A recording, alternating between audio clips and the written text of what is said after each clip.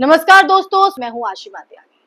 कभी आपने ऐसा भारत देखा था जहां जनता टैक्स दे लेकिन जमीन किसी अरबपति को मिल जाए, जहां आंदोलन से पैदा हुई सरकारें कॉर्पोरेट की गोद में जाकर बैठ जाएं, जहां आदिवासी इलाकों की सरकारें उन्हीं लोगों से समझौता कर ले, जी हां, उन्हीं लोगों से समझौता कर ले जिनसे लड़ने का संकल्प लेकर सत्ता में आई थी। आज इन्हीं सवालों के साथ वीडियो की शुरुआत में कर रही हूं। झारखंड, ये नाम अपने आप में एक विचार है, एक आंदोलन है, एक जज्बा है दोस्तों। बिरसा मुंडा की धरती, सिद्धो कान्हू की बगावत की विरासत और जंगल जल जमीन की रक्षा के लिए इतिहास के सबसे बड़े संघर्षों की गवाह रही ये भूमि संकट में है एक बार फिर से। लेकिन इस बार दुश्मन बाहर से नहीं आया है, वो साजिश के तहत जो है, साजिश के साथ ये कहे तो भीतर तक घुसा है, अंदर तक दस्तक दी है। और साजिश का नाम है कॉर्पोरेट कब्जा, जो सत्ता की चुप्पी और नेताओं की झुकी हुई रीढ़ से और भी ताकतवर हो चुका है और भी भयावह हो चुका है। अब ये मैं क्यों कह रही हूं? दरअसल हेमंत सोरेन की का अगर बात करें, हेमंत सोरेन का अमित शाह से झुक झुक कर मिलना एक तस्वीर नहीं, एक बयान है, एक घोषणा कि अब सिद्धांत मर चुके हैं और सौदे राजनीति का नया धर्म बन चुके हैं दोस्तों। ये वही हेमंत सोरेन है जो हर मंच से ये कहते थे कि हम दिल्ली के गुलाम नहीं हैं और हम आदिवासियों की जमीन बिकने नहीं देंगे, हम केंद्र के एजेंडे का हिस्सा नहीं बनेंगे। और आज वही हेमंत सोरेन दिल्ली जाकर 3 बार झुकते हैं और इन तस्वीरों को मीडिया भी नहीं दिखाता है, उस पर भी आऊंगी। लेकिन ये झुकना क्या संदेश देता है? ये झुकना केवल एक शरीर की भाषा नहीं है, ये आत्मा का आत्मसमर्पण भी है दोस्तों। ये आत्मसमर्पण ऐसे समय पर हुआ है जब झारखंड में अदानी ग्रुप एक के बाद एक जमीनें खरीद रहा है, बिजली प्रोजेक्ट्स के नाम पर, कोल खदानों के नाम पर और इंफ्रास्ट्रक्चर के डेवलपमेंट के नाम पर।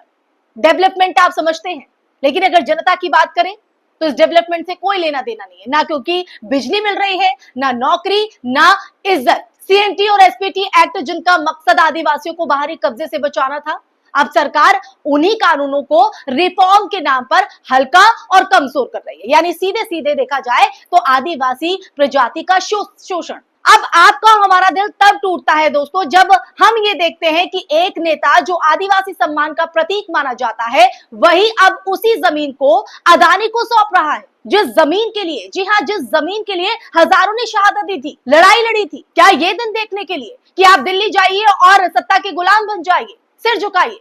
लेकिन फिर आप समझते हैं कि ये सिर्फ झारखंड की कहानी नहीं है, ये भारत की हर राज्य की कहानी है दोस्तों। फर्क सिर्फ इतना है कि कहीं से अदानी कर रहा है तो कहीं अंबानी। क्या मैं गलत हूं? मुंबई में क्या हुआ? अंबानी को 5286 एकड़ जमीन मिली, वो भी एयरपोर्ट के बगल में, जो संभव नहीं हो पाता है, सिर्फ 97 प्रति स्क्वायर फुट में। अब जरा सोचिए कि एक स्कूटर खड़ा करने की जगह से सस्ती जमीन ये मिली है। क्या यही है ईज ऑफ डूइंग बिजनेस, या फिर इसे ईज ऑफ लूटिंग इंडिया कहना ज्यादा सही रहेगा? क्या मानते हैं आप लोग? कमेंट बॉक्स में जरूर बताइएगा। धारावी भारत की सबसे बड़ी झोपड़पट्टी, जिसे अगर देखा जाए रियल एस्टेट में बदल जाए तो उसकी वैल्यू 36,000 करोड़ से भी ऊपर जाती है। आप इमेजिन कर रहे हैं? उसे अदानी को सिर्फ 5,069 करोड़ में सौंप दिया गया, ऊपर से 124 एकड़ बीएमसी की जमीन फ्री में। और ये सब उस समय हुआ जब महाराष्ट्र की सरकार खुद दिल्ली की सरकार के कंट्रोल में थी। यानी एकदम अगर देखा जाए तो पैकेज डील है, सत्ता भी अपनी, अदानी भी अपना। अब आप समझिए, आज इसलिए हम इस मुद्दे पर चर्चा कर रहे हैं। अब इन दोनों घटनाओं को झारखंड के अदानी जमीन अधिग्रहण से जोड़िए दोस्तों। क्या आपको कोई पैटर्न नहीं दिख रहा है? नेता पहले लड़ते हैं, फिर डरते हैं और फिर दिल्ली जाते हैं, झुक जाते हैं, जो कि हेमंत सोरेन कर रहे हैं अमित शाह के सामने, जो हमने तस्वीर देख भी रहे हैं आप अपने स्क्रीन पर। जब वो झुकते हैं तो कॉर्पोरेट उठकर आ जाते हैं और जमीन पर दस्तखत हो जाते हैं। आम आदमी को पता भी नहीं चलता कि कब उसकी जमीन, उसका जंगल, उसका भविष्य किसी अरबपति के एक्सेल शीट में सिर्फ एक लाइन बनकर रह गया है। और भनक तक भी जनता को इसकी नहीं लगती। अब बात जनता की हो रही तो बात जनता की ही कर लेते हैं दोस्तों। झारखंड की आम जनता, खासकर आदिवासी, जी हाँ, कोट कर रही हूं, आदिवासी, जिनके लिए जमीन सिर्फ संपत्ति नहीं है मां, उनके लिए मां होती है। वो जमीन जो पुश्तों से एक ही परिवार की रोजी रोटी का जरिया है दोस्तों। अब सरकार ये कहती है कि उसे डेवलपमेंट के लिए देना होगा। कोई पूछता है कि क्या ये विकास सिर्फ अदानी और अंबानी के लिए है? क्या इन प्रोजेक्ट से झारखंड का कोई बेरोजगार नौजवान इंजीनियर बन जाएगा? क्या गांव की कोई लड़की डॉक्टर बन पाएगी? नहीं। असल में इन प्रोजेक्ट्स का जो फायदा उठाने वाले सिर्फ कुछ प्रतिशत लोग हैं, या कहें कि चुनिंदा लोग हैं, और उनका नाम हमेशा वही होता है, अदानी, अंबानी, टाटा, जिंदल। बाकी जनता के हिस्से आता है विस्थापन, प्रदूषण और पुलिस की लाठी। आपको क्या लगता है? क्योंकि जब जनता विरोध करती है ना दोस्तों, तो उसे माओवादी करार दे दिया जाता है। आरटीआई अगर फाइल करो तो जेल, पंचायत में अगर सवाल किया तो फर्जी केस, आदिवासी इलाकों में नक्सलवाद की बात करें तो खत्म ही नहीं हो रहा है, क्योंकि राज्य ही अब कॉर्पोरेट का एजेंट बन गया है। और ये बड़ी वजह है, ये प्रशासन नहीं, प्राइवेट सिक्योरिटी फोर्स है जो जनता के नहीं, अदानी अंबानी के आदेश पर जो है वो काम करती है। और सबसे शर्मनाक बात तो ये है कि मीडिया का रवैया एक बार फिर से, टीवी पर हेमंत सोरेन की झुकती हुई तस्वीर नहीं दिखती है दोस्तों, वो तो ट्विटर, सोशल मीडिया एक्स जैसे सोशल प्लेटफॉर्म से सामने आती है। क्योंकि गोदी मीडिया, जिसकी बात हम हमेशा करते हैं, गोदी मीडिया को अब अदानी की एनडीटीवी से लेकर अंबानी की नेटवर्क 18 यानी कुछ नामी गिरामी ऐसे चैनल है, सब खरीद चुके हैं। जब चौथा स्तंभ ही बिक गया है दोस्तों, तो लोकतंत्र के खंभे आखिर टिकेंगे कैसे? कैसे टिकेंगे और कैसे सवाल पूछेंगे? अब थोड़ा न्यायपालिका की भी बात कर लेते हैं। सुप्रीम कोर्ट, हाई कोर्ट सब कहते हैं कि वो अंधे नहीं, लेकिन जब झारखंड में जमीन हड़पी जाती है, आदिवासी पीटे जाते हैं, और सरकारी योजनाओं की अगर बात करें तो सिर्फ कॉर्पोरेट जो है वो मालामाल होते हैं इन योजनाओं से, तब कहीं कोई स्वतः संज्ञान नहीं आता है क्या? कोई संज्ञान नहीं आता। क्या आपने कभी देखा है दोस्तों कि किसी गरीब को सस्ती जमीन दी गई या किसी किसान को प्रोजेक्ट में पार्टनर बनाया गया हो? नहीं, क्योंकि ये व्यवस्था अगर देखा जाए तो वो सिर्फ और सिर्फ अमीरों के लिए है, अंबानी के लिए, अडानी के लिए, और गरीबों से सिर्फ मेहनत और वोट लेने के लिए बनाई गई। आप क्या मानते हैं? अब आप ये बताइए कि क्या आप सिर्फ टैक्स पेयर है? क्या आपका काम सिर्फ टैक्स देना और बदले में गड्ढों वाली सड़कें, टूटे हुए पुल, बारिश में बहते हाईवे, गिरते फ्लाईओवर, ये आपके हिस्से में आता है? इसी से आपको लेना है?